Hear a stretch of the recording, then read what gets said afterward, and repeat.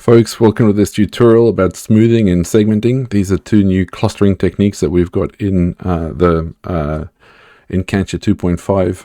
This has been recorded March 2024. These are new ways of being able to analyze drilling data in a simplified way for geometallurgical sampling, for example, where you might want to have complicated, let's just look at this one, for example. If we look at this drilling data, we can see that, it's not consistent, we get an occasional very high grade and a very low grade things in there. So if we were to filter, for example, let's just look at that in logs.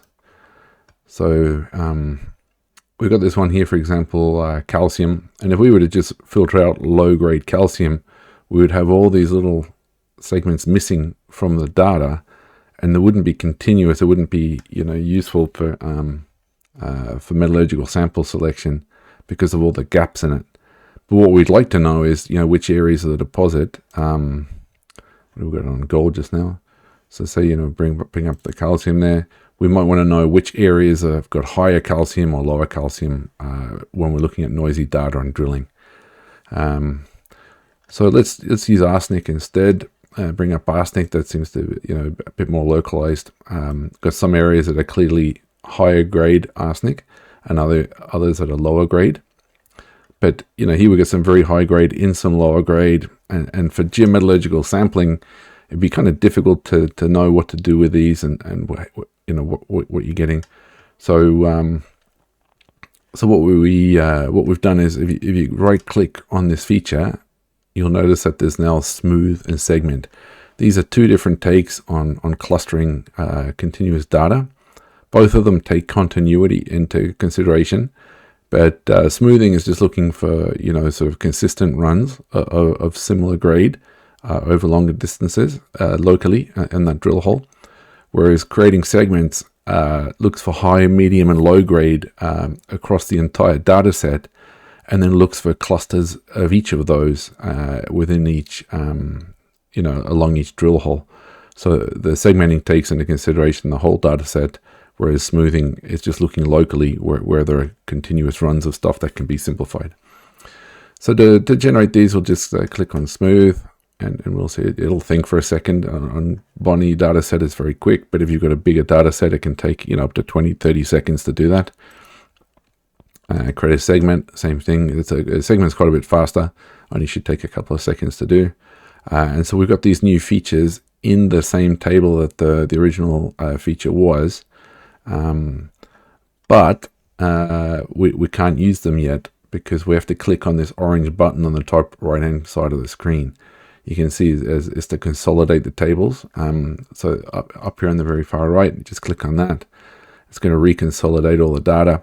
So the trick is what you would do is you just do all the segments and smoothing you need down all the different elements, and once you've done them all, then you'd only consolidate once just to save time. Okay, so let's have a quick look what the segment did for us.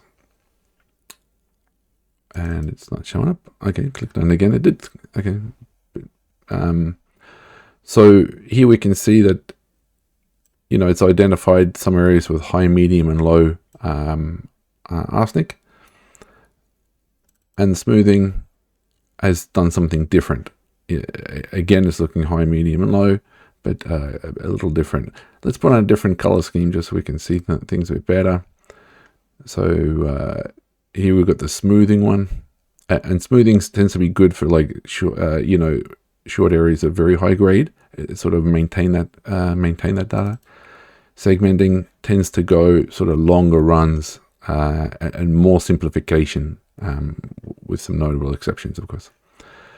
So comparing that to the original data, you can see that either of these techniques is simplifying a lot what you're able to see on the drilling. Okay, so on logs, another way of looking at that. So let's just go into logs and say clear all.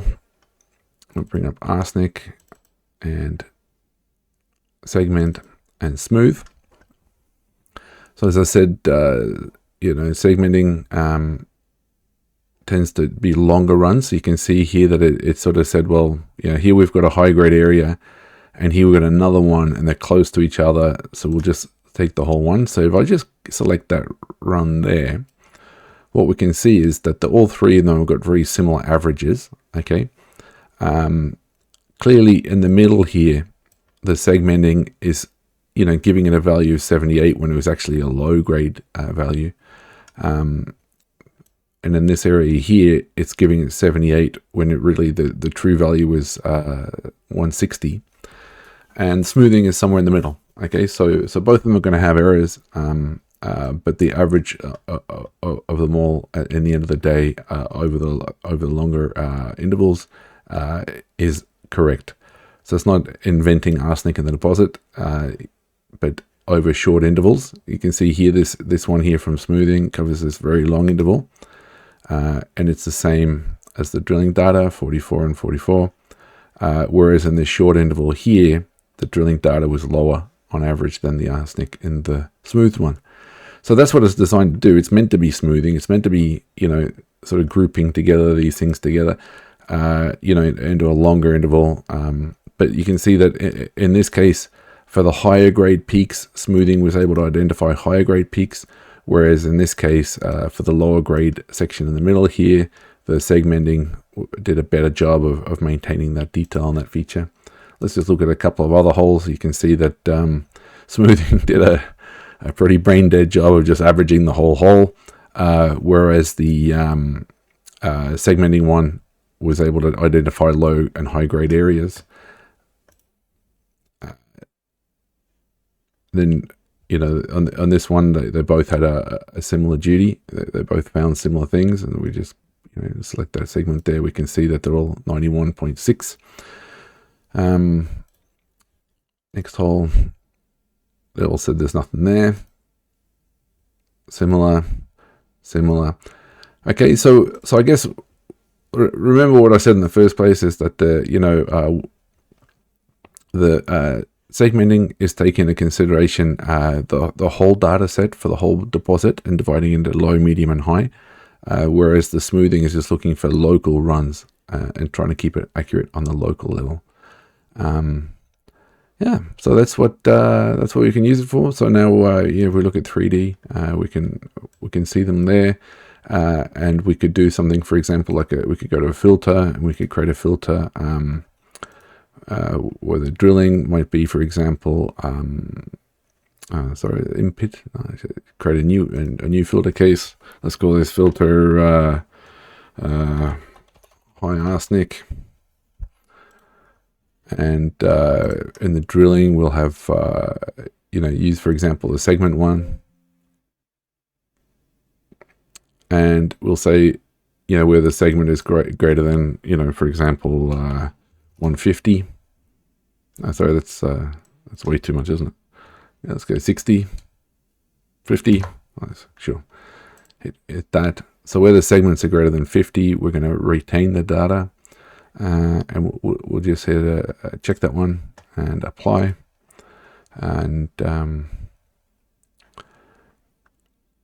now we can come to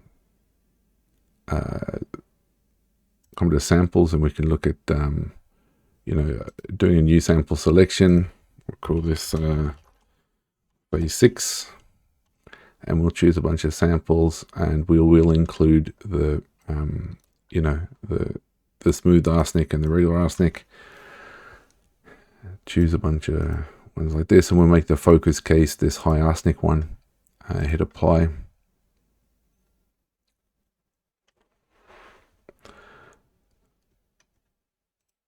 And you'll see now we've got these samples. A few of them were taken from the low in the smooth, but if we go to the segment, which is what the filter was based on, you'll see they're all from the high. Or there was a medium one here too that was over 60, over 50, or whatever the filter was I did. So you've been able to get all these samples from the high segmented arsenic.